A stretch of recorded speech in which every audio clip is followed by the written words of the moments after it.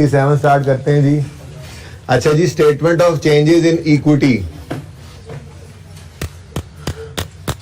इस चैप्टर को आपने देखा, पास पेपर के 2 सवाल भी किए, क्वेश्चन बैंक के भी सारे सवाल कर लिए, कोई रह तो नहीं गया?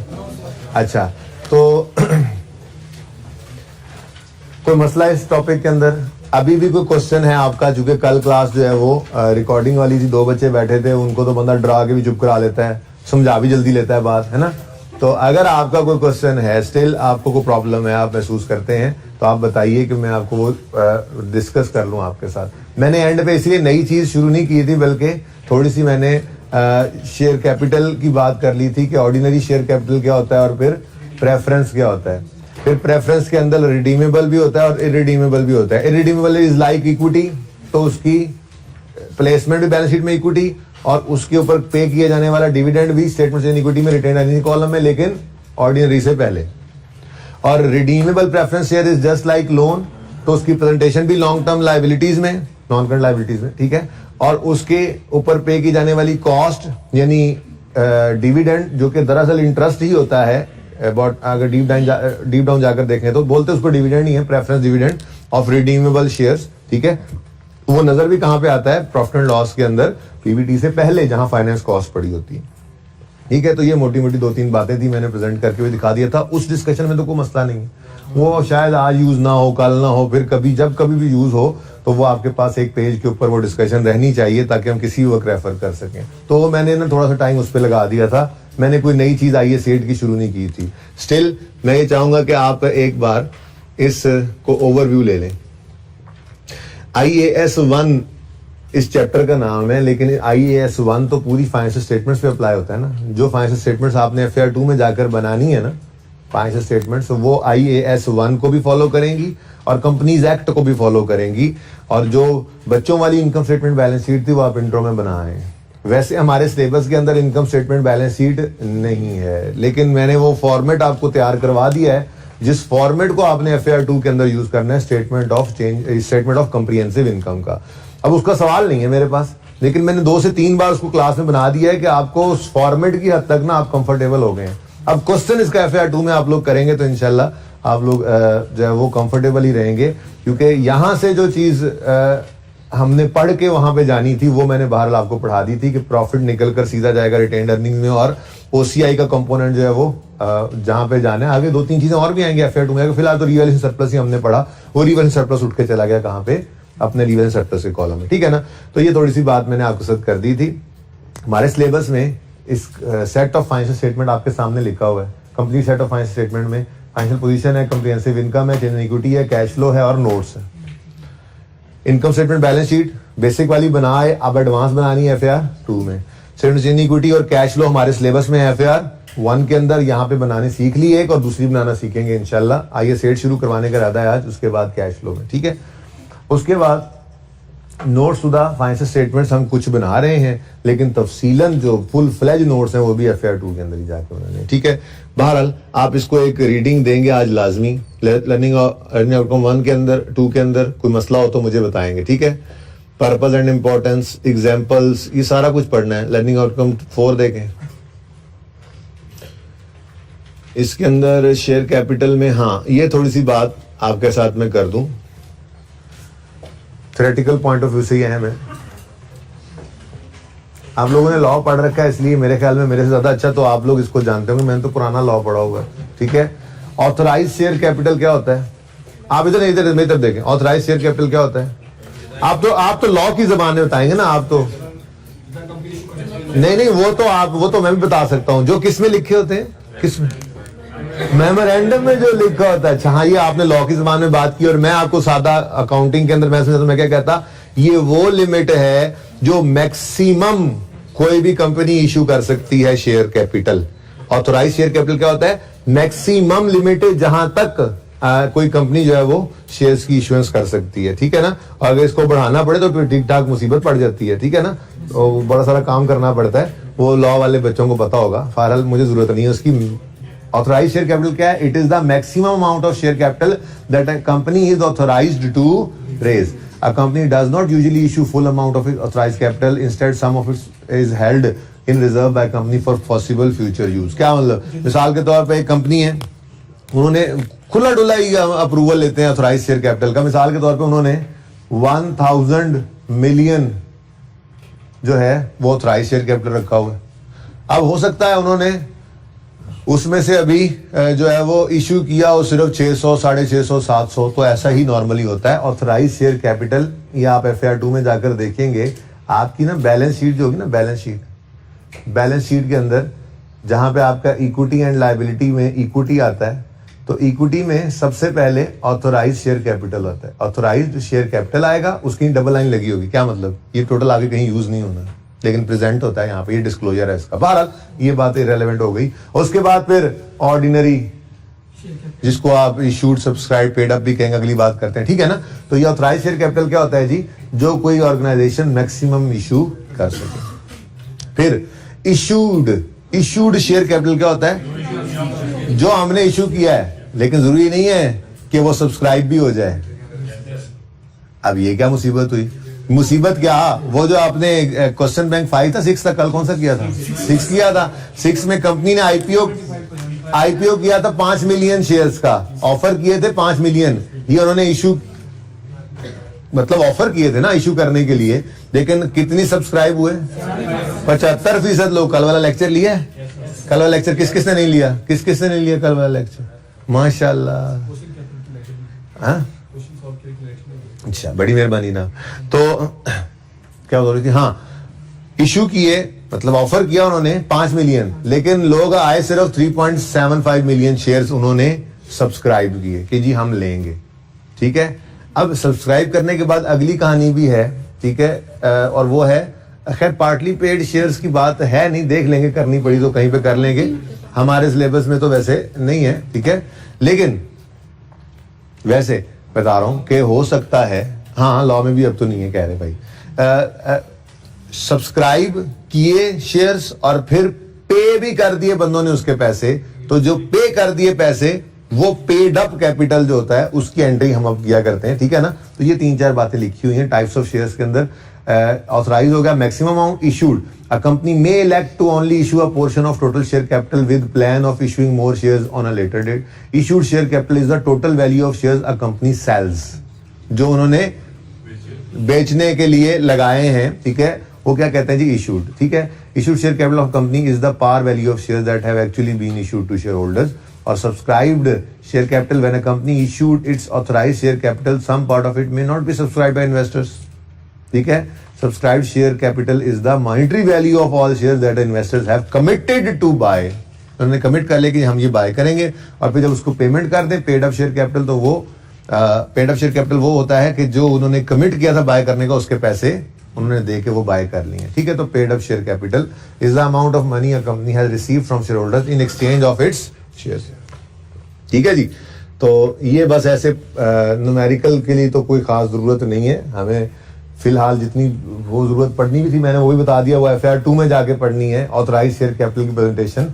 बाकी आपके लिए सिर्फ जो है ना, ये issued, subscribed and paid up capital, ये एक ही हुआ करेगा। मतलब आप यूं समझ लें, आपके लेवल पे मैंने जैसे यहाँ पे लिखा ना, बैलेंस शीट में इक्विटी, और इक्विटी के अंदर मैंने यहाँ पे कहा जी होगा, मिसाल ये बिल्कुल भी आप परेशान ना हो, ये आपके सिलेबस में नहीं, वैसी बात कर रहा हूँ। ऑथराइज शेयर कैपिटल 1000 ऐसे ऊपर लिखा होगा ना बैलेंस शीट के अंदर, रुपीज इन मिलियंस, ठीक है ना, ऐसे 1000 मिलियन जो है वो ऑथराइज शेयर कैपिटल इस कंपनी का। उससे आगे लिखो, ये डबल लाइन लगी, मतलब इसने टोटल में नहीं ऐड होना, ये सिर्फ प्रेजेंटेशन की कि ये हमारे पास मैक्सिमम लिमिट है। फिर आगे लिखा होगा issued, subscribed and paid up capital. क्या मतलब ये कि आपने जो इशू, आपके सिलेबस की बात, आपके ऊपर जो एप्लीकेबल है लेवल्स की बात कर रहा हूं, जो इशू करना है वो सब्सक्राइब भी हो जाना है और वही पेड अप भी होना है, और वही यहां पे नजर आना है, मिसाल के तौर पे 750, मिसाल के तौर पर, ठीक है ना। इसलिए ज्यादा परेशान नहीं होना, सिर्फ न्यूमेरिकल पॉइंट ऑफ व्यू से, सॉरी ये MCQ के पॉइंट ऑफ व्यू से इन 3-4 नामों को अलग अलग याद रखना है, ठीक हो गया जी। अच्छा, उसके बाद ये क्या है जी, सॉरी, प्रेफरेंस शेयर्स क्या होते हैं, रिडीमेबल इरिडीमेबल, थोड़ी सी बात होगी सी, इनको पढ़ना है आपने। शेयर प्रीमियम क्या होता है, रिडेम्पशन कहते हैं जी, कंपनी अपने ही शेयर्स वापस बाय बैक कर ले। इस सिलेबस में है इसकी एग्जांपल कोई मैं आपको सादा सी करवा दूंगा। फिलहाल मैं इसको पेंडिंग कर रहा हूँ क्योंकि अब मैंने सोचा ये सेट करना है तो फिर टाइम कम बच जाएगा, आज सवाल शुरू कर देंगे। तो इस पे स्टार लगा लें रिडेम्पशन को, लेकिन रिडेम्पशन है क्या ये जरूर पढ़ लेना है। रिडेम्पशन है क्या ये जरूर पढ़ लेना है, ओके। बाकी इस पे स्टार लगा लें, पेंडिंग में लिख लें an example of redemption of share capital. मैं वैसे करवा दूंगा, हो सकता है कल आते ही करवा दूं। अच्छा, डिविडेंड क्या होता है पढ़िएगा, जो भी बात प्रॉब्लमेटिक हो मेरे साथ डिस्कस करनी है। बोनस शेयर्स, राइट इशू, ये सिर्फ अंग्रेजियां पढ़ लेनी है एक बार। हाँ, ये बड़ी इंपॉर्टेंट बात है, ये मैं जो इंपॉर्टेंट बातें ना मैं खुद ही बताता जा रहा हूं। ये देखें जी, statement of changes in equity, इधर स्टेटमेंट, यहां चमक तो नहीं पड़ रही भाई आमिर? अच्छा जनाब, ये ले जनाब,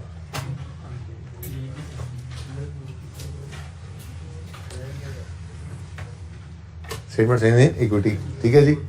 फॉर द, दूसरा चेक किया मेरा साथ साथ, फॉर द ईयर एंडेड बनती है, इसमें आता है जी share capital, share premium,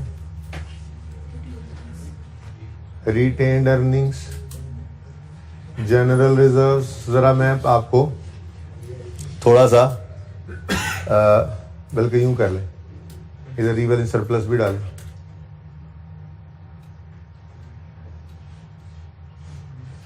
retained earnings, general reserves,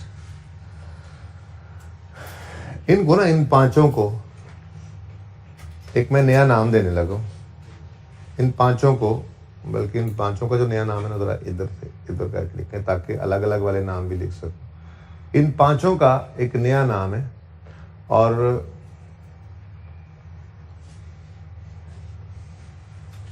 वो नाम है जी share capital and reserves.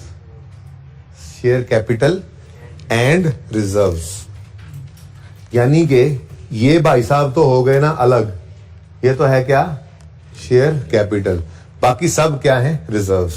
Share capital के अलावा बाकी सारी चीजें क्या है रिजर्व्स। रिजर्व्स, ये भी रिजर्व पड़ा है।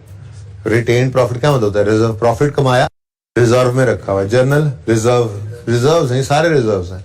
अब मुझे बताएं इन चारों रिजर्व में कोई फर्क है आपस में? ये चारों में कोई फर्क है क्या? क्या फर्क है? ये तो रियलाइज्ड है। अच्छा, अब जरा मेरी बात सुने, जरा पॉइंट ऑफ व्यू इस तरह से सोचना चाहिए था, मुझे सवाल खुद करना चाहिए था ना। बहरहाल मेरा सवाल है आपसे, इनमें से डिविडेंड किस किस में से बांट सकते हैं? कैश, कैश, कैश डिविडेंड,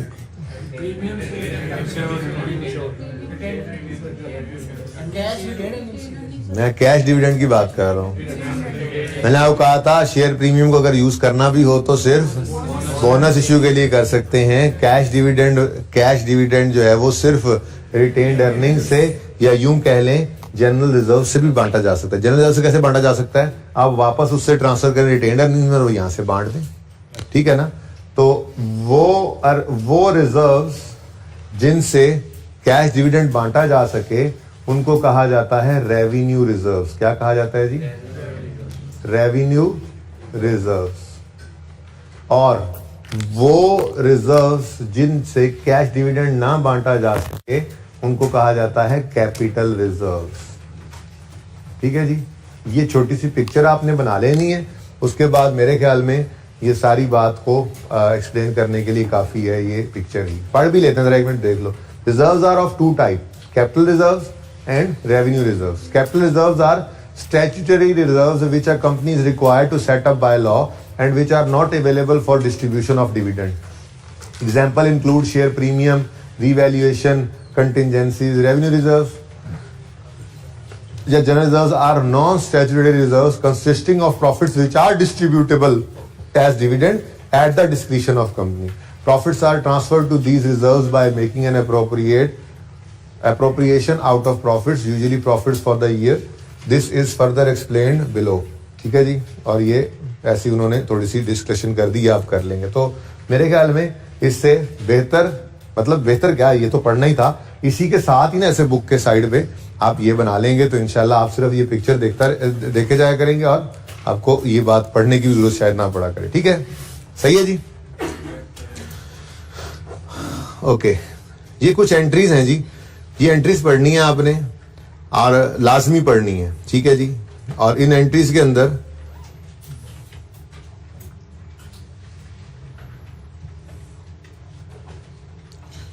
जो नई चीज आएगी ना आपके जाकर एंट्रीज में, ये हैं 12 से शुरू हो रही हैं। ठीक है ना, 11 से, बल्कि जब रीपरचेज, इनफैक्ट 10 से रीपरचेज, यानी वो जो रिडेम्पशन की बात हुई थी ना, ये 10, 11, 12, 13, ये एंट्रीज फिलहाल आप रहने दीजिएगा 10 से ऑनवर्ड्स। बाकी जर्नल एंट्रीज आप पढ़ लीजिएगा, टिक कर लीजिएगा। ये मुख्तलिफ जर्नल एंट्रीज हैं जो मैंने आपको पढ़ा दी हुई हैं, जैसे कैश डिविडेंड की एंट्री क्या होती है, बोनस डिविडेंड की एंट्री क्या होती है, वगैरह वगैरह वगैरह। ठीक है, इनमें अल्लाह करे कोई ऐसी एंट्री मिल जाए जिसमें लिखा हो कि, अच्छा एक छोटी सी बात है, एंट्री में लिखा क्या हो कर ही लेते हैं, वो बात भी कर ही लेते हैं। एक चीज होती है जी इश्यू कॉस्ट,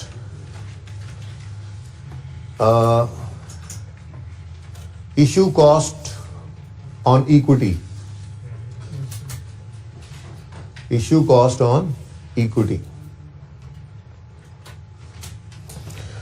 क्या मतलब, आप जब शेयर्स इशू करते हैं, माशाल्लाह लॉ पढ़ा हुआ है ना आप लोगों ने, तो पता ही है आपको कितनी ज्यादा लीगल फॉर्मेलिटीज हैं।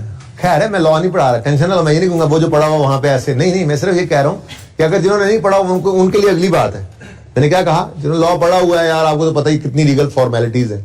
अब जिन्होंने नहीं पढ़ा हुआ उनको ये बता दिया मैंने कि लीगल फॉर्मेलिटीज हैं कब। तो अब लीगल फॉर्मेलिटीज के लिए कोई मैंगो मैन तो वो सारे काम कर नहीं सकता, तो कोई ना कोई प्रोफेशनल हायर करना पड़ता है। कोई वकील, कोई चार्टर्ड अकाउंटेंट हायर किया जाता है, कंपनीज हायर करती हैं उनको। ठीक है, और हायर करके उनसे ये सारा प्रोसेस करवाती हैं इश्यूएंस ऑफ शेयर्स का। ठीक है, अब ये जो उस कंसल्टेंट ने, उस लॉयर ने या उस चार्टर्ड अकाउंटेंट ने जो कंपनी से कंसल्टेंसी चार्जेस लेने हैं, क्या ये इशू कॉस्ट नहीं है? ये इश्यूएंस कॉस्ट है, बोलो। अब ये इशू कॉस्ट क्या है? ये एक एक्सपेंस है। Issue cost, issue cost, cost mean expense, लेकिन चलो मैं फिर भी लिख रहा हूं एक्सपेंस साथ। इशू कॉस्ट एक्सपेंस, ये डेबिट, और वो उसको पैसे दे देते हैं कैश क्रेडिट। ठीक है जी, भाई समझ आती है बात? अच्छा, अब अकाउंटेंट्स ने ये कहा कि यार, अकाउंटेंट्स ने ये कहा, भाई नजर आ रहा है सबको? अकाउंटेंट्स ने नहीं कहा कि नजर आ रहा है सबको? अकाउंटेंट्स ने कहा कि यार देखो, ये जो हमने पेमेंट की है कैश की, ये कैश की पेमेंट किस लिए की है भाई? शेयर्स इशू करने के लिए, इक्विटी बढ़ाने के लिए। तो ज्यादा मुनासिब है इसको प्रॉफिट एंड लॉस में फेंकने की बजाय इसको इक्विटी को ही चार्ज कर दिया जाए, क्योंकि ये इश्यूएंस कॉस्ट ऑन इक्विटी है। ये इश्यूएंस कॉस्ट ऑन इक्विटी है। ये लिख के काटना ताकि नजर आए इशू कॉस्ट एक्सपेंस, ताकि सिंपल एंट्री सिंपल ही रहे। जो सिंपल चीज होती है ना, वो सिंपल ही रखनी चाहिए। ठीक है ना बेटा, उसको खाम में कंफ्यूजन का शिकार नहीं खुद को बना लेना होता। ठीक है ना, सादा बात है। एक कॉस्ट है इश्यूएंस कॉस्ट, कैश पे किया, issuance cost, debit, cash, credit, कहानी खत्म। ये यहां तक कोई मसला नहीं है। अब अकाउंटेंट ने क्या कहा, ये बात और तरफ में ले गए वैसे, चलो अब ये आखिरी बात करके फिर आगे सेट शुरू करते हैं। अकाउंटेंट ने क्या कहा? अकाउंटेंट ने कहा यार ये प्रॉफिट एंड लॉस में ले जाना मुनासिब नहीं है, ये इक्विटी के इश्यूएंस की कॉस्ट है ना, तो इसको इक्विटी को ही चार्ज कर दें। किसको चार्ज कर दें? इक्विटी को। तो फिर हमने कहा ठीक है, वहां पर तो फिर हमारे पास रिटेन्ड अर्निंग्स मौजूद हैं, यानी हम रिटेन्ड अर्निंग्स डेबिट कर लें और कैश को क्रेडिट कर दें। ये किसकी एंट्री है जी? Issuance cost of equity. Issuance cost of equity की जर्नल एंट्री आपको मैंने आज सिखाई, और वो जर्नल एंट्री क्या है? Retained earnings debit, cash, credit. अगली बात, एक मिनट, अगली बात वही है जी जहां पे बोनस शेयर्स के साथ मैंने की थी, आपके साथ बोनस शेयर के बारे में की थी कि अच्छी कॉर्पोरेट प्रैक्टिसेस क्या हैं। वो ये कहती हैं कि देखो, शेयर प्रीमियम देना और कहीं इस्तेमाल नहीं होना। तो जैसे हमने कहा था ना पहले कि डिविडेंड, ये बोनस डिविडेंड देने के लिए, बोनस शेयर इशू करने के लिए इस शेयर प्रीमियम को यूज कर लो, ऐसे ही ये इश्यूएंस कॉस्ट को भी ना, जो इक्विटी को चार्ज करना है, रिटेन्ड अर्निंग्स की बजाय अगर आप चाहो तो इसको शेयर प्रीमियम को भी चार्ज कर सकते हो। आप जो मर्जी एंट्री करें, आपका दिल करे। मैं तो कहूँगा रिटेन्ड अर्निंग्स वाली ही ठीक है, वो याद रह जाती है, लेकिन ऑप्शन दोनों ही हैं, कहीं पे नजर आ जाए तो उससे परेशान ना हो जाना, ठीक है। तो इश्यूएंस ऑफ शेयर कैपिटल की जो कॉस्ट होती है, इश्यूएंस ऑफ इक्विटी की जो कॉस्ट होती है, उसको हम इक्विटी को ही चार्ज कर देते हैं इन एक्सपेंस डेबिट प्रॉफिट लॉस में। अल्टीमेटली पहुंचना उधर ही है, लेकिन कहते हैं डायरेक्टली यार करो इक्विटी को चार्ज, क्या प्रॉफिट लॉस में दिखाते हो, ठीक है ना। तो एक्सपेंस डेबिट करने के बजाय वही रिटेन्ड अर्निंग को, अल्टीमेटली फर्क तो वही बढ़ना है ना। प्रॉफिट में वो प्रॉफिट लॉस में डेबिट होता है, वहां से प्रॉफिट कम होता है, रिटेन्ड अर्निंग कम आती, तो यहीं पर डायरेक्ट डेबिट कर दो, ठीक है ना। तो issuance cost expense debit profit loss में करने की बजाय आप रिटेन्ड अर्निंग्स को डेबिट करके कैश क्रेडिट कर दो। और अगर आपका दिल चाहे, आपके पास ऑप्शन है, आप शेयर प्रीमियम को भी डेबिट करके इश्यूएंस कॉस्ट को वहां रिकॉर्ड कर सकते हो, ठीक है जी। बेटा यहाँ क्वेश्चन कोई आ रहा था जी। सैलरी एक्सपेंस ये सैलरी के तौर पे है ना, वो लीगल फॉर्मेलिटीज पूरी कर रहे हैं, हम उनको पे कर रहे हैं, तो नहीं बेटा, ये सैलरी होती है हमारे अपने मुलाजिम की कॉस्ट। सैलरी एक्सपेंस अगर होता तो फिर वो इश्यूएंस कॉस्ट ही ना होती, फिर वो हमने अपने पास अपने दफ्तर में एक बंदा बिठाया हुआ है हमारा लीगल, ठीक है ना, वो हमारे पे रोल पे है, तो उसकी सैलरी हमारे प्रॉफिट एंड लॉस के अंदर पीबीटी से ऊपर की, प्रॉफिट एंड लॉस के अंदर नेट प्रॉफिट से ऊपर की बात है, वो हमारे बिजनेस का एक्सपेंस है। फिर उसने हमसे ये पैसे लेने ही नहीं है अलग से, वो तनख्वाह ले रहा है हर महीने, वो ये काम भी बीच में कर देगा, फिर कोई इश्यूएंस कॉस्ट नहीं आई हमें, अपना बंदा रखा हुआ है। ये है कंसल्ट, मैंने बोला भी कंसल्टेंसी चार्जेस उसने लिए, बंदे ने आके असाइनमेंट की, उसने कंसल्टेंसी चार्जेस दिए, और हम इस काम के लिए बंदा नहीं बिठा लेते होते, हर महीने तक तनख्वाह दी, जब जरूरत पड़ेगी यार मार्केट से बुलाएंगे, कितने बंदे बैठे हुए काम करवाएंगे, पैसे देके वापस भेज देंगे उसको मार्केट, बात समझ रहे हो, ठीक है। तो ये कंसल्टेंसी चार्जेस जी। चले आगे, चले जी, एक बार आपने इसको देखना लाजमी है, ओके। लर्निंग ऑब्जेक्टिव जो एंट्रीज कहीं है फिलहाल रहने देना, उनको रहने देना। लर्निंग ऑब्जेक्टिव 6 भी आपने पढ़ना है, ठीक है। ये एग्जांपल्स, लर्निंग ऑब्जेक्टिव 7, ये सारे नोट्स एक नजर आपने देख लेने हैं, तसल्ली कर लेनी है कि इसमें कोई मसला तो नहीं है। अच्छा जी, बुक इंशाल्लाह 1-2 दिन के अंदर आप लोगों की आ जाएगी। ये चैप्टर भी आप लोगों का बना हुआ ही है, जाहिर सी बात है।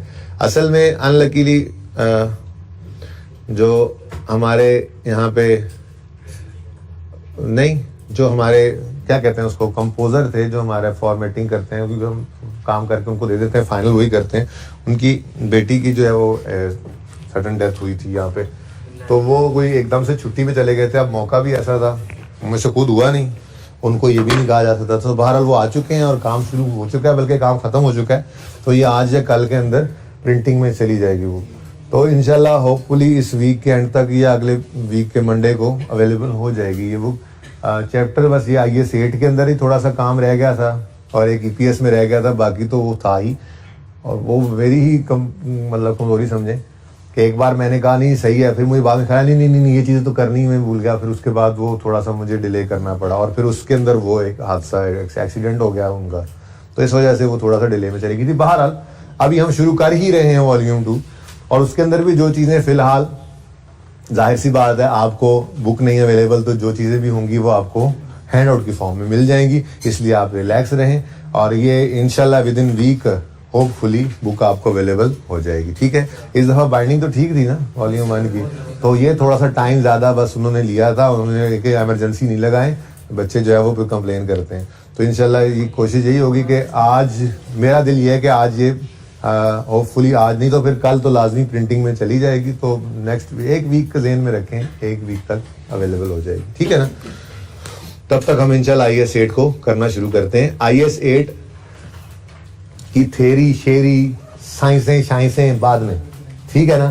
फिलहाल तो सादा सा सवाल एक पकड़ते हैं, उसमें सादा अकाउंटिंग करते हैं, जैसे बचपन में अकाउंटिंग किया करते थे, जैसे करेक्शन ऑफ एरर टाइप चीज होती है, वैसे काम शुरू करते हैं, उस काम के इम्पैक्ट्स देखते चले जाएंगे। नोट शोट देखते हैं, आज नोट तक पहुंच गए तो ठीक है, ना पहुंचे तो बात की बात है, ठीक है। तो आपके नोट्स भी आपको मिल जाएंगे, जाहिर सी बात है। चैप्टर 6 है आपकी बुक्स का, ठीक है। Accounting policies, change in accounting estimate and errors basically ये पूरा नाम अगर लिखे ना, स्टैंडर्ड ने तो एरर्स लिखा हुआ है, ये प्रायर ईयर एरर्स की बात करता है, ठीक है ना, प्रायर ईयर एरर्स, ठीक है। अब चेंज इन एस्टीमेट की अकाउंटिंग हमने सीखी हुई है, बल्कि मैंने तो आपको नोट बनाना भी सिखा दिया था, याद है आपको, याद हो के ना आया तो मुझे याद है, ठीक है। हाँ, लेकिन ये कर लेंगे कि कोई एक आधा सवाल देख के उसमें उसको रिवाइज कर लेंगे, रेजिडुअल वैल्यू डाल के भी एक सवाल मैंने कहा था कि पेंडिंग है। हम फिक्स एसिड के सवालों में हमने नोट बनाया था चेंज इन एस्टीमेट का, लेकिन उन दोनों सवालों के अंदर ऑर्चर्ड वाले सवाल भी बनाया था गालिबन, और दूसरा हाँ टेस्ट के 2 सवाल थे, ठीक है। उन दोनों सवालों के अंदर हमने चेंज इन एस्टीमेट का सब नोट बनाया था। दोनों सवालों के अंदर रेजिडुअल वैल्यू सवाल में गिवन नहीं थी। उससे पहले मैंने एग्जांपल्स बना के बड़ी तफसील से ना आपको अक्सर डिस्कशन की थी चेंज इन एस्टीमेट के नोट की, ठीक है ना। हाँ, लेकिन ये कि उसमें रेजिडुअल वैल्यू डाल के भी उसको एक दफा देख लेंगे और उसका नोट भी रिवाइज करेंगे, पर जब आएगी बारी तब। फिलहाल तो एक चेंज इन पॉलिसी का क्वेश्चन मैं आपको करवाने लगा हूं। और देखें पॉलिसी क्या होती है, अकाउंटिंग पॉलिसी कहते हैं, ये मैं थ्योरी भी पढ़ाऊंगा आपको, बुक में भी आपके मौजूद होंगी चीजें, ये सब कुछ पढ़ाऊंगा आपको, टेंशन नहीं लें। फिलहाल जबानी बातें चल रही हैं। अकाउंटिंग पॉलिसी क्या है, आपने आपके पास कोई इन्वेंट्री पड़ी है, आपने उस पर कौन सा स्टैंडर्ड लगाना है, IAS 2। अब IAS 2 ने कहा कि आप FIFO भी यूज कर सकते हो, F को भी यूज कर सकते हो। आपने सेलेक्ट कर लिया FIFO, now this is your accounting policy, ठीक है। और अब इसको आपने कंसिस्टेंटली अप्लाई करना है, इसको चेंज करने की इजाजत नहीं है सिवाय 2 सूरतों के। पहली, स्टैंडर्ड ही बदल जाए। जैसे हमारे पढ़ने से पहले की बात है कि एक लाइफो मेथड भी होता था इन्वेंटरीज में, ठीक है। Last in first out, first in first out भी होता था, लास्ट इन फर्स्ट आउट भी होता था, ठीक है। तो सुनते हैं हम अब जी, नहीं बेटा FIFO है फर्स्ट इन फर्स्ट आउट, ठीक है ना। हाँ, जरा घर जाके सोचना इस बात पे जो आपने की है ना ये लाइफ। अभी मेरे पास टाइम नहीं है कि मैं आपको सोचवाऊं। सुनो सुनो सुनो सुनो, अब आप लाइफो यूज कर रहे थे, आपकी अकाउंटिंग पॉलिसी थी, आप लाइफो पे चल रहे थे, स्टैंडर्ड बदला, लाइफो ही खत्म हो गया। अब अकाउंटिंग पॉलिसी चेंज करनी पड़ेगी, मजबूरी है, ठीक है, मजबूरी है। तो एक वजह ये हो सकती है कि स्टैंडर्ड बदल जाए, तब आप अकाउंटिंग पॉलिसी चेंज कर सकते हैं, वरना इजाजत नहीं है, ठीक है। दूसरी सिचुएशन ये है कि मैनेजमेंट ये समझती है कि अगर हम पॉलिसी चेंज करें तो ये ज्यादा बेटर प्रेजेंटेशन है यूजर को, ज्यादा अच्छी इंफॉर्मेशन मिलेगी यूजर को। तो फिर अगर आप ये डेमोन्स्ट्रेट कर सकते हैं कि यूजर को इससे ज्यादा अच्छी इंफॉर्मेशन मिलनी है, हम इसलिए पॉलिसी चेंज कर रहे हैं, तो फिर भी आप कर सकते हैं। लेकिन ये भी रूटीन नहीं होती, ये भी कभी कभार होता है।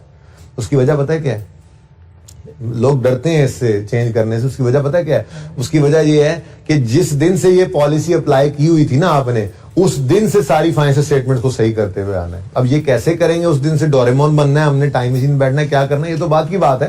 फिलहाल तो हम जो है ना वो सीखते हैं कि चेंज अकाउंटिंग पॉलिसी को अप्लाई कैसे करें इस सवाल के अंदर, ठीक है ना।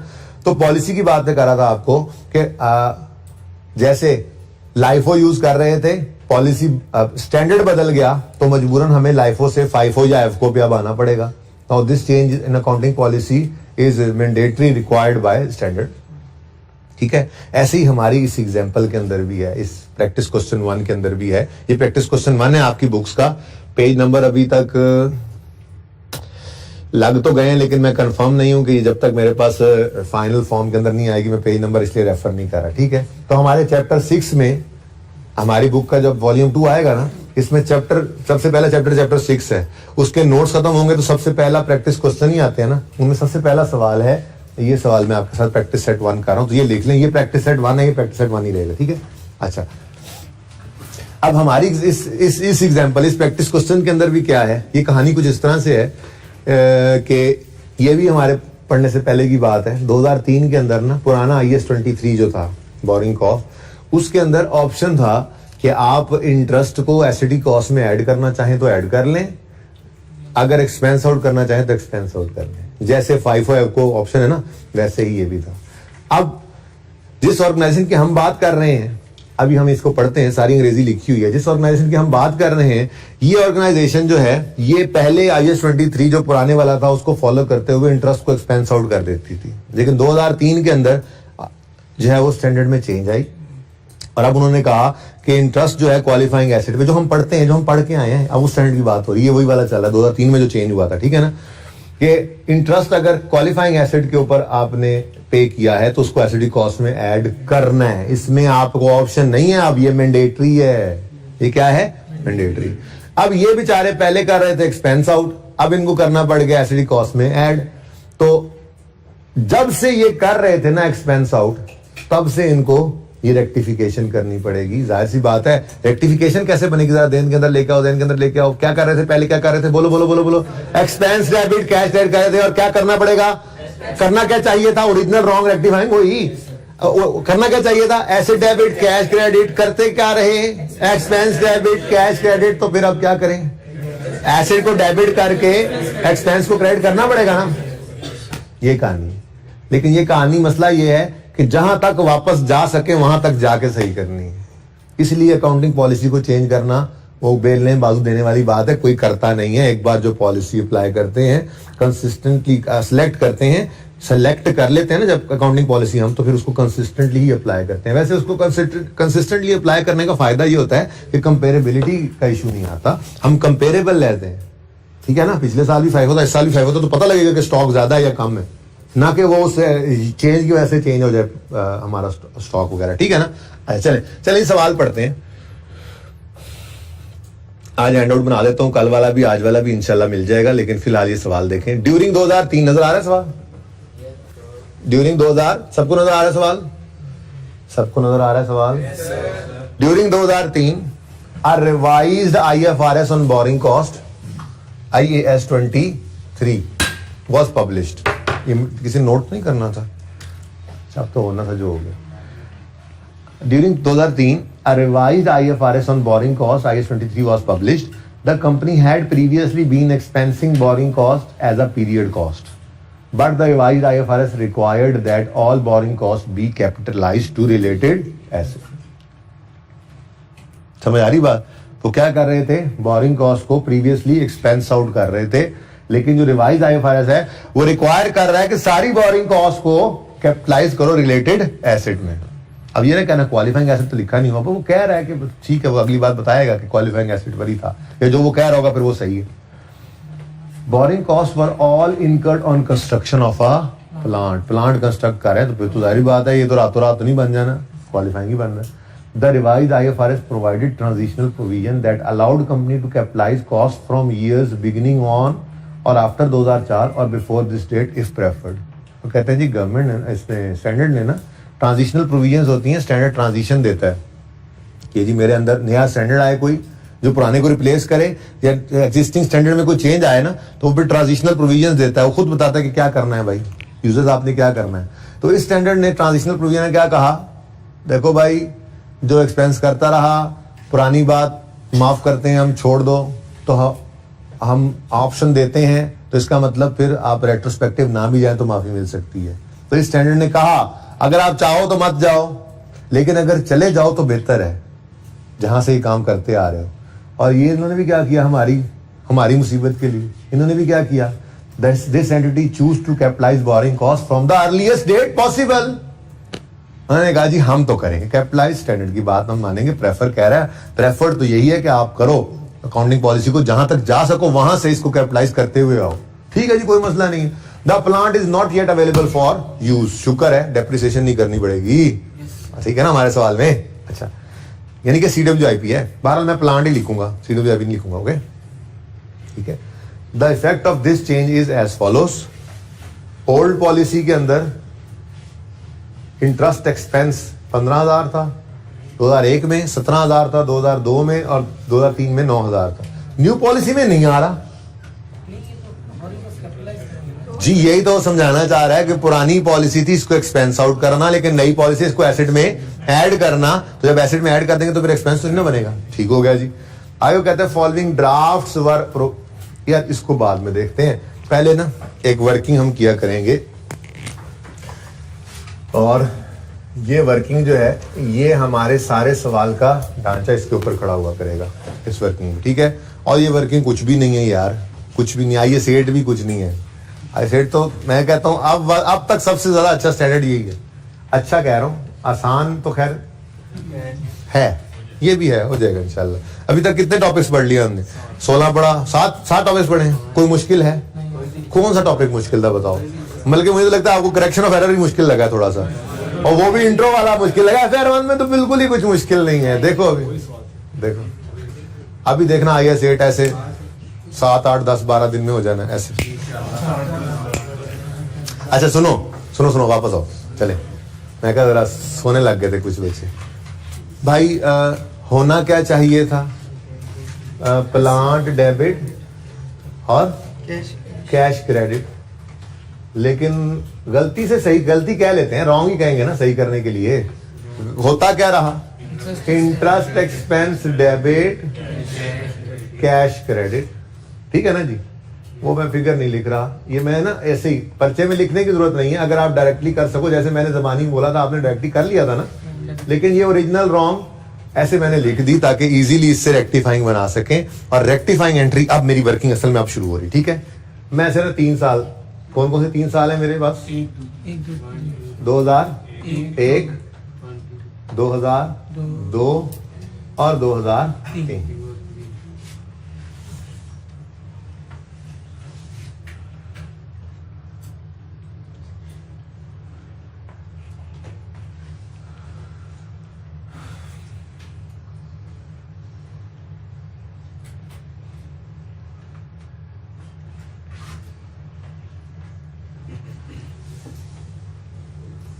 अच्छा जी, अब 2001, 2002 और 2003 जी। अब वो देखें, होना चाहिए था प्लांट डेबिट कैश क्रेडिट, होता रहा एक्सपेंस डेबिट कैश क्रेडिट। तो अब सही करने के लिए करेंगे plant debit interest expense credit, plant debit और इंटरेस्ट एक्सपेंस क्रेडिट। कितने से? 15,000 में कर लें। अगले साल भी यही मामला है। हाँ भाई, प्लांट डेबिट, वो एक बार लिख लेने से ना बड़ा रिलैक्स हो जाता जरा, ठीक है। रेक्टिफाइंग एंट्री बन गई है, वो बेशक ज़बानी भी कर लेते हैं, असल में तो ये है, ठीक है। Plant debit interest expense debit 17 से, उसके बाद plant debit interest expense credit 9 से। देखें ज्यादा आसान हो गया, बल्कि मैं तो ये समझ रहा हूँ कि शायद मेरा प्लान था तो सही इसको 10-12 दिन लेके जाने पे, लेकिन मुझे यूं फील हो रहा है जब मैंने इसको थोड़ा सा चेंज किया, क्योंकि डेफर टैक्स नहीं है, करंट टैक्स भी नहीं, टैक्सेशन आप पे एप्लीकेबल नहीं है, तो IAS 8 टैक्सेशन के बगैर बड़ा अधूरा सा रह जाता है, आसान हो जाता है, ठीक है ना, सही है। तो टैक्सेशन आप पे चूंकि एप्लीकेबल नहीं, IAS 12 तो आपने FR 2 में पढ़ना है, तो ये ज्यादा मजे का वहीं पे ही था, साथ इसके डेफर टैक्स भी मिक्स होता था। बहरहाल क्या कर सकते हैं, ये रेक्टिफाइंग एंट्रीज हैं, इसी तरह से आपने वर्किंग 3 साल पे करनी है, जरा काइंडली कर लें। इधर ही रखें जी।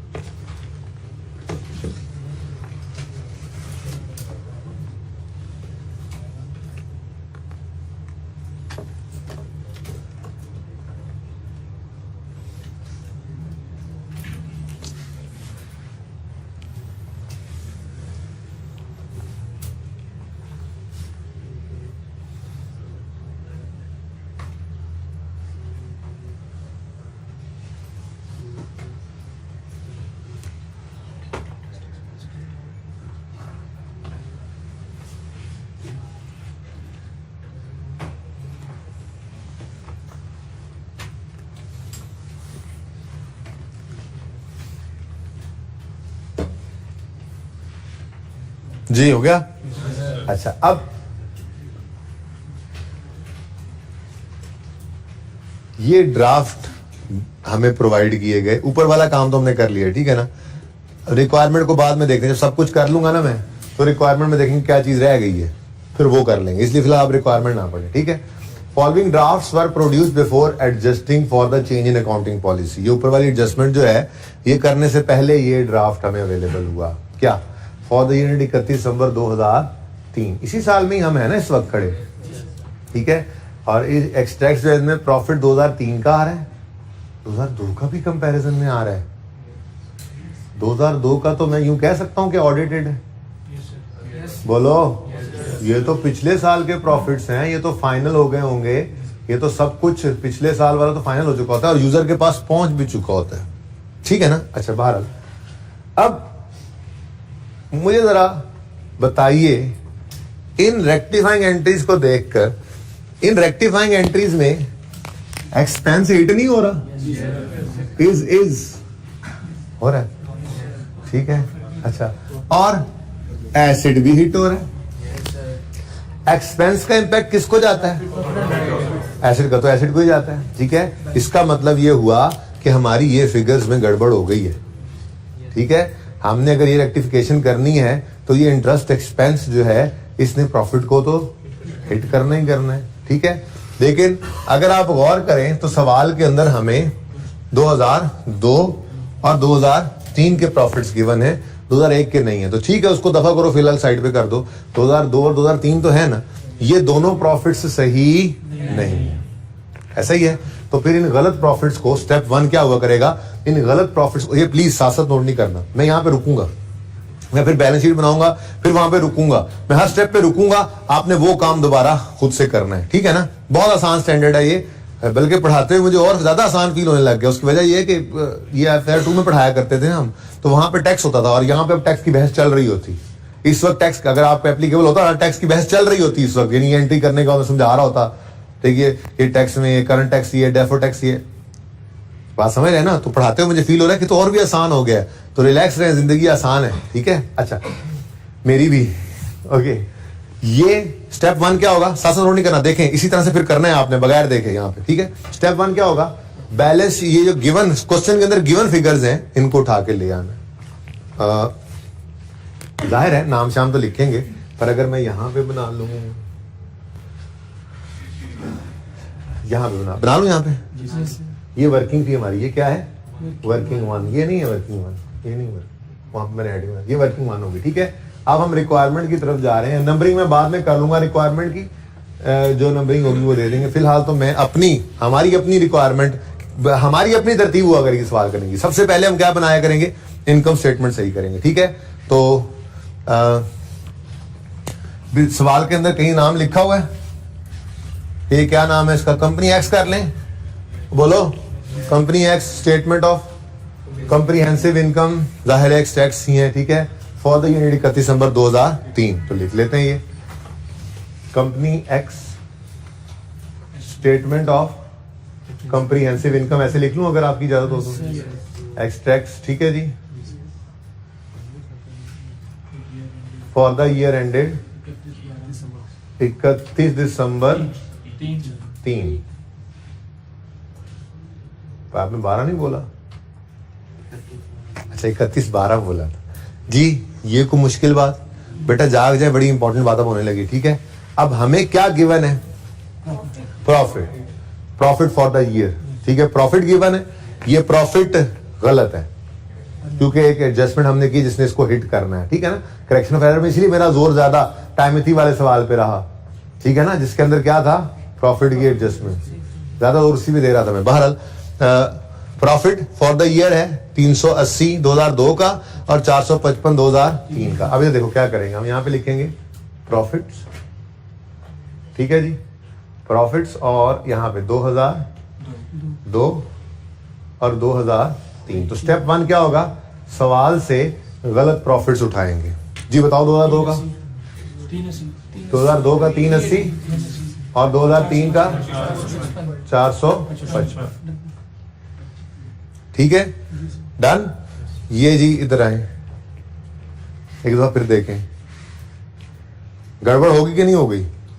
एक हमने अकाउंटिंग पॉलिसी का चेंज अडॉप्ट कर लिया है, तो 2001, 2, 3 में चेंज आई।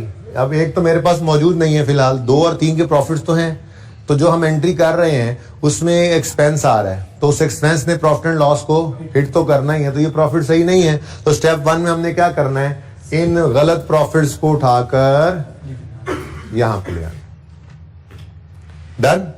स्टेप 1 हो गया। उसके बाद हम अपनी रेक्टिफाइंग एंट्रीज करेंगे। ठीक है, अब रेक्टिफाइंग एंट्रीज में आए तो एक तो हमारे सामने है नहीं, एक तो नहीं है ना, ठीक है, 2 और 3 है। 2 के अंदर इंटरेस्ट एक्सपेंस, एक्सपेंस क्या हो रहा है, क्रेडिट यानी कम। एक्सपेंस का कम होना प्रॉफिट को बढ़ाएगा या नहीं, तो प्लस 17। ठीक है, आगे बढ़े। 9 का एक्सपेंस कम हो रहा है, क्रेडिट, एक्सपेंस का कम होना प्रॉफिट को बढ़ा देगा, प्लस 9। ये एडजस्टमेंट्स हो गई। ठीक है जी, तो 397 ये इसका टोटल क्या आता है, 464 और यहां पे मैंने लिख दिया 2003। ओके, और 2002 के बारे में क्या कहते हैं, 397। यहां तक को मसला, ये एक टेक्स्ट बनाए हैं, बस कहानी खत्म। उन्होंने भी यही दिया हुआ था, इतना काम कर लें बगैर इधर सोल्यूशन पे देखे, इधर क्वेश्चन, ये ऑनलाइन वाले बच्चों को भी ना क्वेश्चन सामने कर दें। एंट्रीज तो हम कर चुके हैं, ये गलत फिगर्स उठाकर लिखें और फिर इसके अंदर रेक्टिफिकेशन करें जल्दी, शाबाश।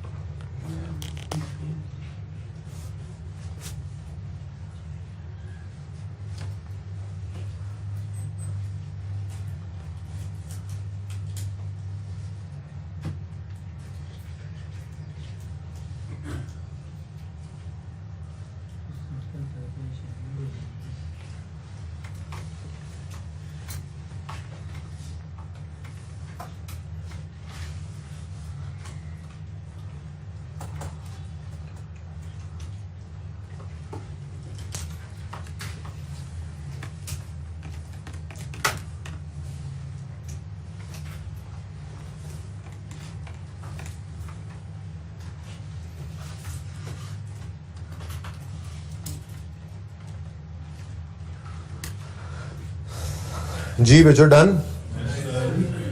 अच्छा, अब एक मसला आएगा थोड़ा सा।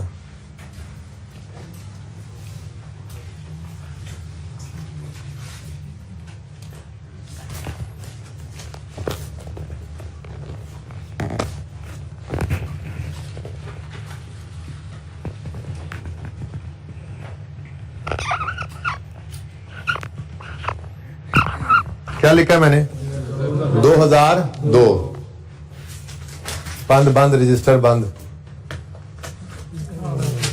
दोनों के एक जैसे रजिस्टर हैं, वो दिखाओ, गंदा गंदा करने दो रजिस्टर।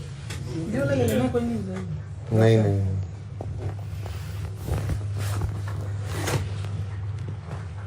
2003।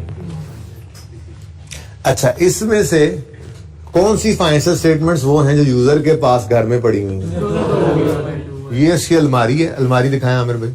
ये अलमारी के ऊपर जहां पे गर्द पड़ी होगी, ये फाइनेंशियल स्टेटमेंट्स वहां पड़ी हुई हैं। ठीक है, अब ये 2003 की फाइनेंशियल स्टेटमेंट्स है, इस वक्त हम 2003 में खड़े हैं। 2003 के अंदर ये ना देखें यार, मैंने वैसे ही कुछ काम अगला किया था। 2003 के अंदर ड्राफ्ट नहीं हो गया, फाइनल हो गया, फाइनल ठीक है, हो गया फाइनल, गलती हमने सही कर ली। ये इनकम स्टेटमेंट पहुंची यूजर के हाथों में। ठीक है, अब जो यूजर ने 2003 की फाइनेंशियल स्टेटमेंट ऐसे ओपन की, उसमें सबसे पहले प्रॉफिट एंड लॉस अकाउंट आया, उसमें ये प्रॉफिट तो वो पहली बार देख रहा है, लेकिन जैसे ही उसकी नजर यहां पड़ी ना, उसने बेगम को बुलाया, कहा बानो इधर आना जरा। अब परेशान है, परेशान क्यों है देखो, कहने लगा बानो जरा तुम जाना जरा वो अलमारी से ना पिछले साल की फाइनेंशियल स्टेटमेंट लेकर, मुझे लगता है ये कंपनी वाले ना को मतलब चूना लगा रहे हैं, फ्रॉड कर रहे हैं कोई। बानो ले आई फाइनेंशियल स्टेटमेंट्स, ठीक है जी। अब उसने ओपन करके देखा, उसने ऐसे ओपन किया और प्रॉफिट सामने देखे 380, कहता देखा मैंने कहा था ना गड़बड़ है। और ये रखी फाइनेंशियल स्टेटमेंट्स, निकाली तलवार और जा रहा था कंपनी के हेड ऑफिस डायरेक्टर्स की तरफ, फ्रॉड करते हो? तो बानो ने कहा सरताज 1 मिनट रुके, सुने सुने सुने। उसने सी एंटर किया हुआ होगा, कहने लगी यार पढ़ लो ना यार, बड़ी इंपॉर्टेंट बात है, इसके नंबर होते हैं, ठीक है रहन दो फिर, ठीक है मैं नहीं दसदा। नहीं, फिर बानो वाली कहानी खत्म। तो सरताज ने क्या किया, ये फाइनेंशियल स्टेटमेंट फेंक की और कहा ये बात समझ आ गई है? पिछले साल की जो अलमारी से फाइनेंशियल स्टेटमेंट्स निकली हैं उनमें तो 2002 के अंदर प्रॉफिट 380 का दिखाया था इन्होंने, ये 397 कैसे हो गया? 2 नंबर ही लगाते हो हमारे साथ। और तलवार लेके निकलने लगा। तो बानो ने क्या कहा, सरताज रुके, आप जरा गौर तो करें, इसके ऊपर क्या लिखा हुआ है? रीस्टेटेड। क्या लिखा हुआ है? रीस्टेटेड। सरताज को उसने रोक लिया, ठीक है। अब बानो समझाएगी आगे जाकर, इंशाल्लाह हो सकता है नोट आज बन जाए, तो फिर बानो कहेगी सरताज ये रीस्टेटेड है, इसमें चेंज आई है, और नोट्स में जाकर देखो चेंज इन अकाउंटिंग पॉलिसी का नोट बना हुआ है, वहां पे बता रहे हैं एक स्टैंडर्ड बदला है, इसी वजह से रेट्रोस्पेक्टिवली हमें ये सही करना पड़ा है। तो पिछले साल के प्रॉफिट के ऊपर ये 17 रुपए का इंपैक्ट जो पड़ा है, ये उस नोट के अंदर हम जाके सरताज को बताएंगे भी। सही बात समझ गए हो? तो सरताज को ये जो बानो ने रीस्टेटेड लिखवाया है ना, पर्चे में इसके नंबर होते हैं, ठीक है। तो यहां पे भी लिख लेते हैं फिर रीस्टेटेड, नहीं चबल मारनी फिर, ठीक है ना। ये फाइनेंशियल स्टेटमेंट्स अभी गई हैं उसके पास, ये इससे पहले उसके पास कभी भी मौजूद नहीं थी, ठीक है जी। तो ये हमारी इनकम स्टेटमेंट बन गई। तो रीस्टेटेड लिख लें जी। क्या कहां है 2001 बेटा? नहीं, अगर नहीं होता ना 2 साल भी होता है। अगर कैसे होता? अगर होता, जहां होगा वहां पे देखेंगे। चलें आगे, यहां तक कोई मसला नहीं है। अच्छा अब इधर देखो, अगली चीज हम बनाते हैं statement of changes in equity. इधर देखो,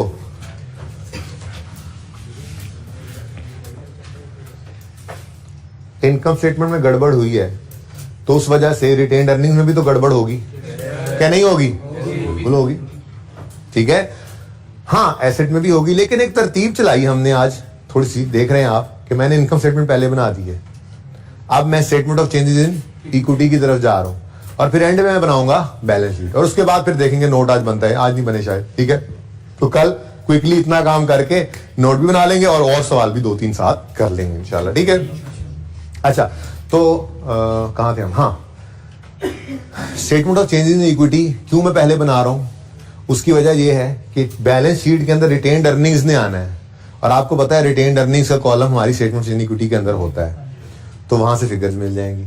और स्टेटमेंट ऑफ कंप्रीहेंसिव इनकम पहले इसलिए बनाई क्योंकि उसमें प्रॉफिट की फिगर आती है, जो मुझे स्टेटमेंट ऑफ यानी इनकम स्टेटमेंट से मुझे मिल जाएगी, चेंज इन इक्विटी के अंदर हम वो लिख लेंगे। बात समझ गए हो ना? इसलिए ये लॉजिकल सीक्वेंस हम यही रखेंगे, इसी को पक्का रखेंगे। हर कोई अपने साथ वाले बच्चे को ध्यान से देखे, और अगर सो रहा है तो जगा दे, ठीक है जी। अच्छा, रिटेन्ड अर्निंग्स, रिटेन्ड, सब बच्चे अपने हमसायों का ख्याल रखते हुए देख लें, ठीक है। ओके, सुने सुने सुने बस।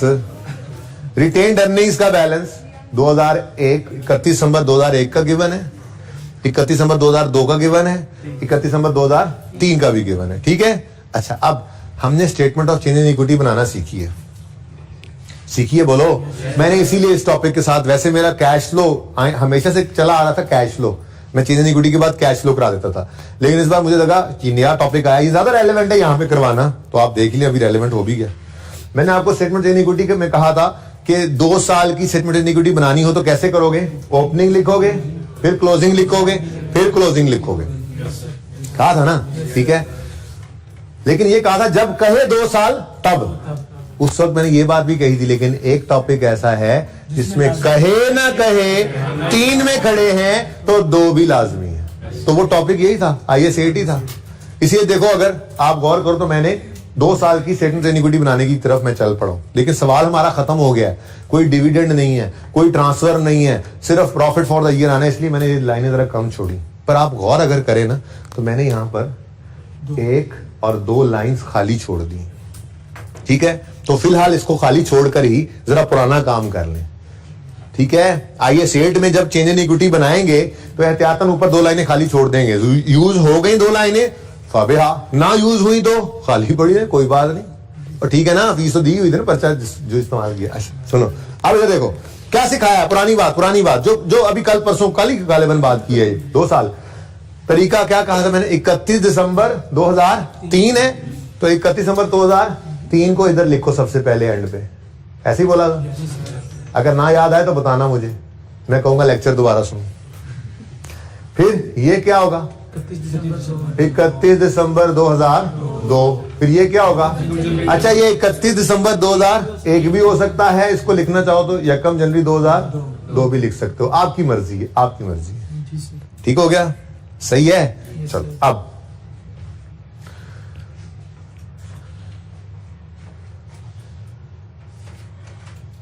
अच्छा सॉरी, इसको ना मैं चलो आज यूज कर ही लेता हूं। इसको मैं 2 दफा लिखा करूंगा। ओपनिंग मैंने लिखना है, अब वो बाद में लगेगा कब लिखना है कब नहीं लिखना। फिलहाल तो मैंने क्या कहा, 2 दफा लिख लोगे ओपनिंग, ठीक है। 1 जनवरी 2002, ठीक है जी। हाँ हाँ हाँ हाँ हाँ सेम डेट, ये ओपनिंग। ये क्या वजह अभी अभी पता लग जाता है। 2 मिनट सिर्फ रुक जाओ, सिर्फ 2 मिनट रुक जाओ। मुझे ये बताओ 1,20,000 31 दिसंबर। ये जो बच्चे परेशान हो रहे हैं ना, इसको 31 दिसंबर लिख लें। बल्कि कहाँ लिखेंगे, फिलहाल यही मैं लिख रहा हूँ, आपके लिए लिख रहा हूँ 31 दिसंबर। तो 31 दिसंबर 2001 पर 120 रिटेन अर्निंग्स हैं, तो 1 जनवरी 2 पर भी 120 ही है, ठीक है। ये ले रुपीज इन थाउजेंड्स ऊपर लिखना है ना आपने एंड पे ना, ठीक है, सब पे। अच्छा अब मेरा सवाल आपसे, ये किस साल का प्रॉफिट है?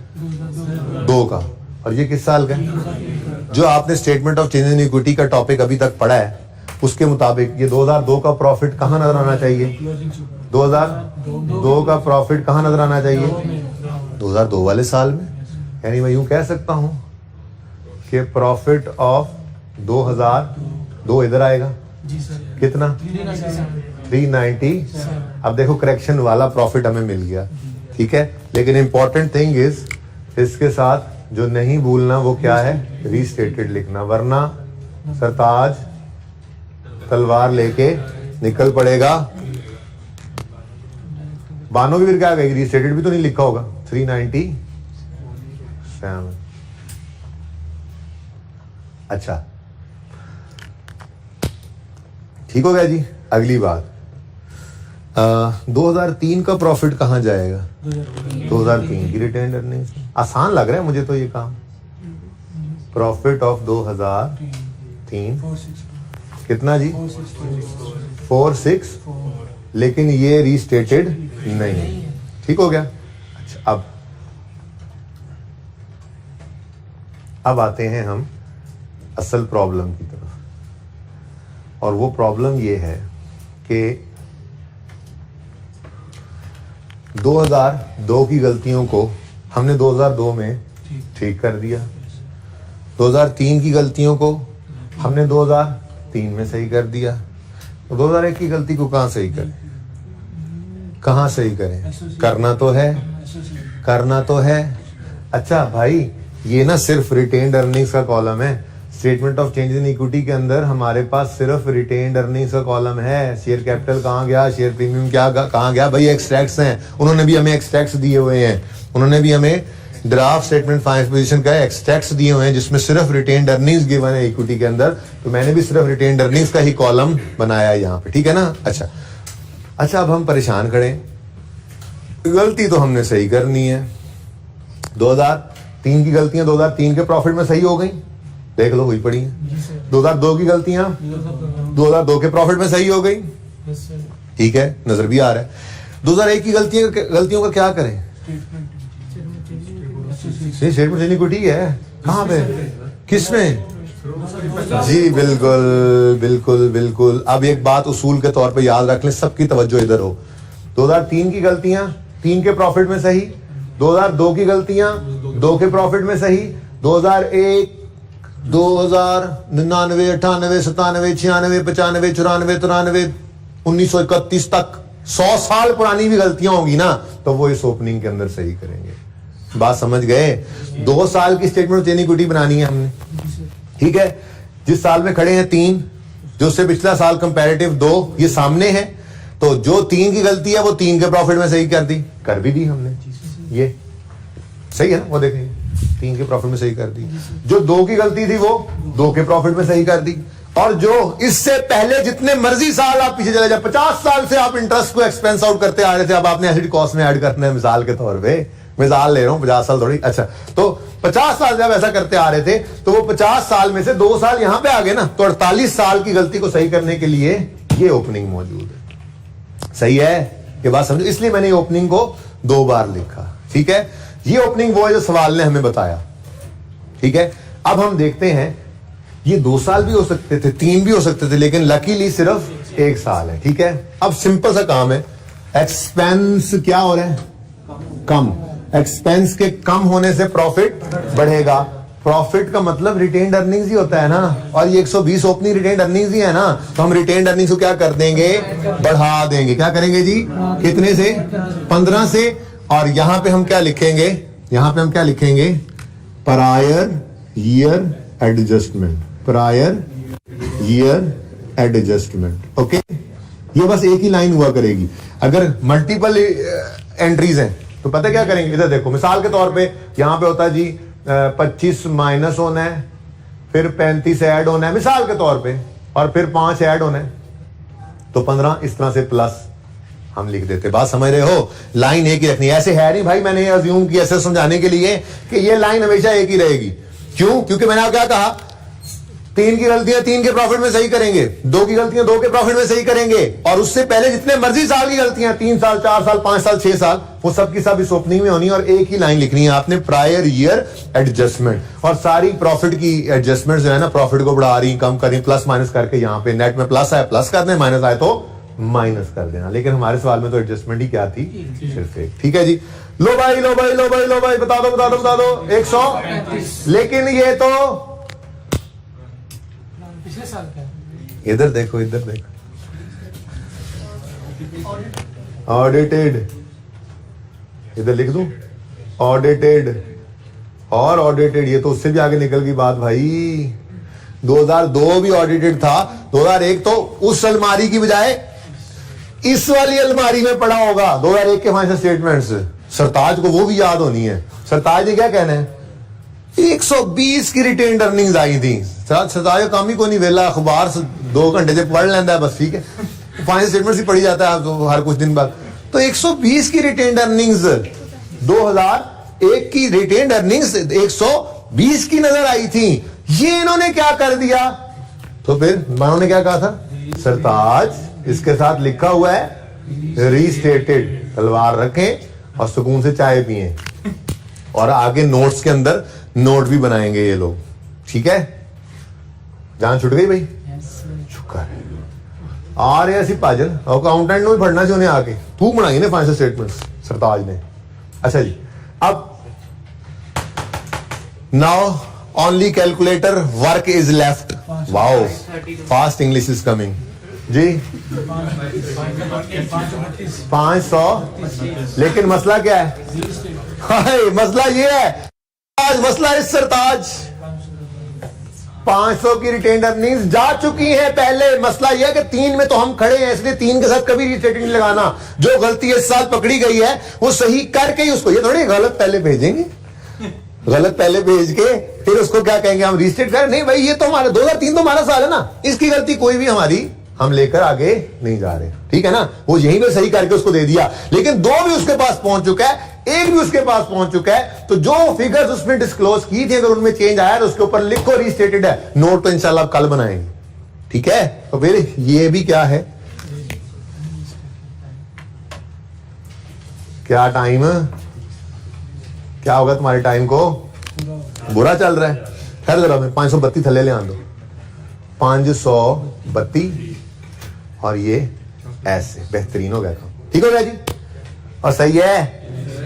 चलो आप बताओ, तो ये इसके साथ रीस्टेटेड लिखा ही नहीं, इस प्रॉफिट ये पहली बार भेज रहे हैं उसको, 2003 का प्रॉफिट पहली बार भेज रहे हैं उसको। ठीक है, और क्लोजिंग 996। शुक्र शुक्र शुक्र, इसके साथ रीस्टेटेड नहीं लिखना। ठीक है,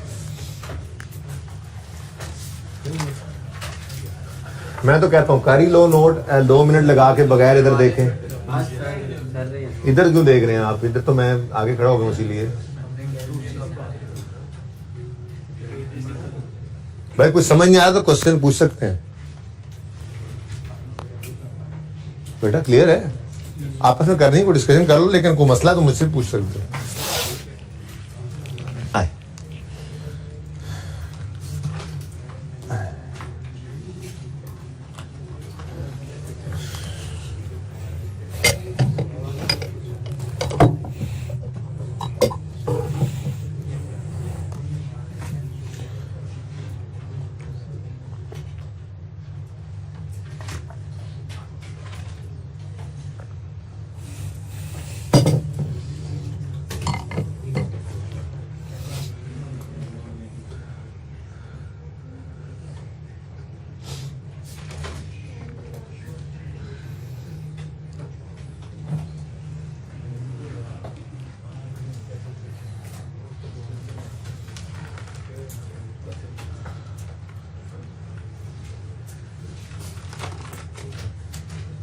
अच्छा जी, इधर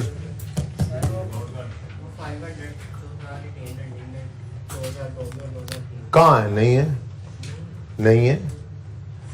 हमारी रिटेन अर्निंग में 2002 का 532 है और 2003 का 996।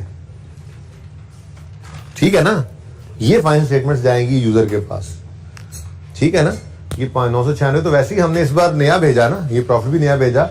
ये 532 के साथ भी रीस्टेटेड लिख के उसको भेजना है हमने। ये वो ड्राफ्ट थी फाइनेंशियल स्टेटमेंट्स, ये फाइनल है अब।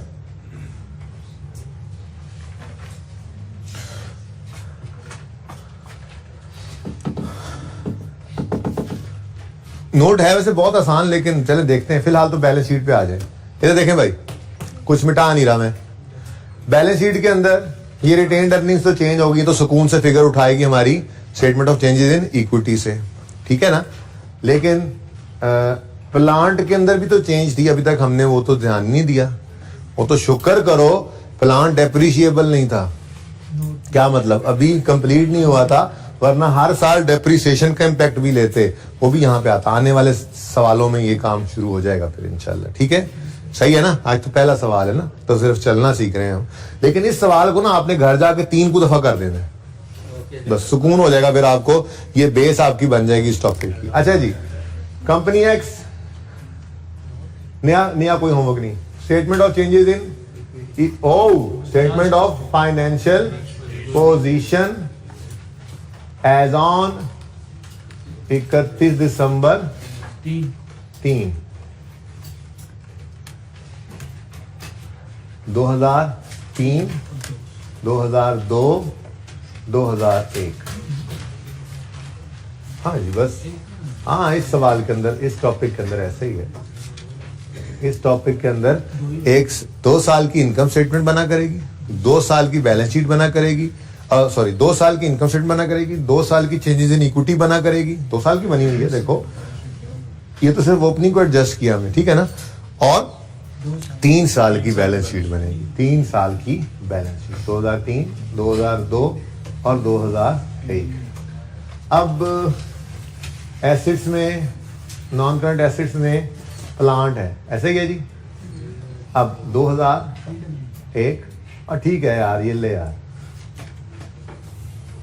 उधर नहीं लिखा, फिर कहोगे यार ये क्या हो रहा है। CWIP है, मैं कह रहा हूँ, डेप्शन नहीं ना कर रहे। ओके, सादा रखना। 2001, 2002, 2000।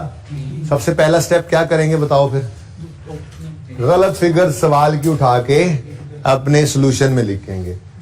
300, 450 और 500। 300, 450 और 500। कोई मुश्किल काम तो कोई नहीं। अच्छा, अब ना थोड़ी सी मेरी बात सुन लो, फिर ये करेक्शन करोगे। एक एग्जांपल छोटी सी। एक बिल्डिंग बन रही थी, ब्रॉड डाउन 10 रुपए था, फिर एडिशन 15 रुपए का हुआ, क्लोजिंग कितना बन गया? 25। अगले साल ब्रॉड डाउन 25 बना, फिर एडिशन हुआ 18 का, क्लोजिंग आ गया 43। ब्रॉड डाउन 43, एडिशन आ गया इसमें 17 का, क्लोजिंग 60। ठीक है जी। अच्छा, ये एक एग्जांपल मैंने बनाई। चलिए छोड़ें, इसको बाद में देखते हैं। मैं असल बात जो कर रहा था पहले वो करते हैं। हाँ भाई, 2001 में प्लांट क्या हो गया? डेबिट बढ़ गया। प्लांट का बढ़ना प्लस, ठीक है जी, सही हो गया। बोलो 2002 में प्लांट कितने से बढ़ा? बस, लेकिन पिछले साल का 15 हाँ, ये बात समझाने के लिए मैंने ये एग्जांपल बनाई है। अब समझो जरा बात को। अज्यूम करते हैं कि यहाँ पे मैं कहता हूँ जी एक 2 रुपए का एडिशन कम रिकॉर्ड हुआ है, ठीक है। तो आपने क्या किया, ये जो क्लोजिंग पड़ा हुआ है, ये जो हमारे पास क्लोजिंग पड़ा है 2001 का साल के तौर पे, मैं कहता हूँ यार ये 15 नहीं था, ये 15 नहीं था, ये 20 था। हाँ, ये 20 था। 5 एडिशन क्या हुआ? कम रिकॉर्ड। आपने कहा ठीक है, कोई मसला नहीं है। आपने इसको 20 किया तो फिर यहां पर 30 हो गया। बस, मतलब ये आपने क्या किया? क्या बेसिकली आपने 25 जमा 5 तो कर दिया, ये तो 30 हो गया, ठीक है। लेकिन अगले साल ये 25 तो वही का वही है, जिससे ये एडिशन 18 बन के ये 43 बना होगा। अब मैं कहता हूं अगले साल भी 2 का एडिशन कम था, तो आप अगर सिर्फ 43 जमा 2 करोगे तो क्या बनता है? बोलो, ये 30 बनाना, ये कितना बना? 45। अब असल होना क्या चाहिए था? असल ये होना चाहिए था कि ये क्लोजिंग ओपनिंग बनता 30 और ये 30 जमा 20 50, क्या 30 जमा 20 कितने पे जाता? 50 पे। ये कितने पे आ रहा है? 45 पे। फर्क क्या पड़ा? पिछले साल के 5 का इंपैक्ट इस क्लोजिंग पे नहीं आया। कुछ बात समझ आई थोड़ी सी? किस किस को समझ नहीं आई मैं दोबारा बताऊं? किस किस को समझ नहीं? सुबह दोबारा सुनो ना, ऊपर देखा करो, सोए जो बैठे हो। अभी मैं शक्ल बता रही है कि तुम्हारी नींद अभी तक पूरी नहीं हुई। क्लोजिंग 25 था, इस साल में 5 का एडिशन कम रिकॉर्ड हुआ मिसाल के तौर पे इस बिल्डिंग में, तो हमने 5 यहां ऐड कर दिया, ये 30 हो गया। 30, ठीक है। अब अगले साल क्लोजिंग डेट पर हमने कहा इस साल भी 2 रुपए का एडिशन कम रिकॉर्ड हुआ, तो 43 में 2 ऐड करके 45 कर दिया। अब मसला क्या हुआ है? मसला ये हुआ कि जो पिछले साल का 5 इधर ऐड करके इसको 30 बनाया था, ये 30 ऑटोमेटिकली यहां पर तो 30 बन नहीं गया। अब जो उसने बैलेंस शीट बना के दी है, उस बैलेंस शीट में तो ये वाले प्लांट को आपने जब सही कर दिया तो ऑटोमेटिकली ये तो सही नहीं हो गया ना, क्योंकि उसने जो बैलेंस शीट बनाई थी उसमें जो ओपनिंग लिया था वो ये वाला क्लोजिंग था। अब बात समझ आई है? अब बात समझ आई है? फिर सुन लो तीसरी बार अगर समझ नहीं आई तो।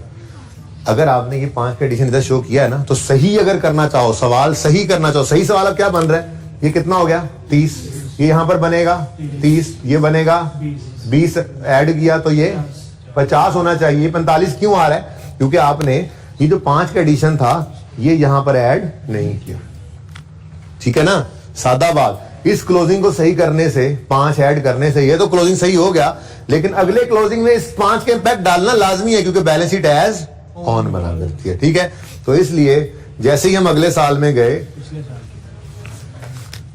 ये तो 15 था ना 2001 का, जब 2002 में गए तो ये 15 पहले लिखना है और फिर देखना है 2002 में क्या हुआ।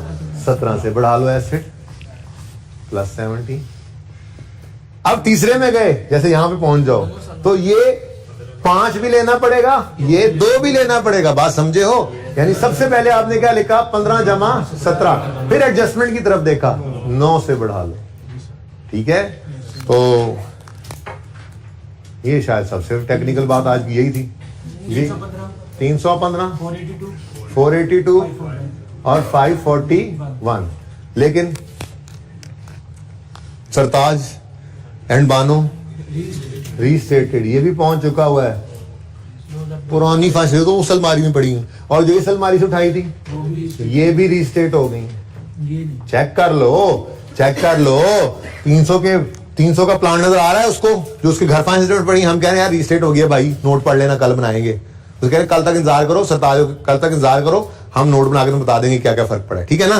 ओके, ऐसे ही 450 ही बदल गया। 541 तो पहली बार जा रहा है, इसलिए इसके साथ ऐसा कुछ करने की जरूरत नहीं।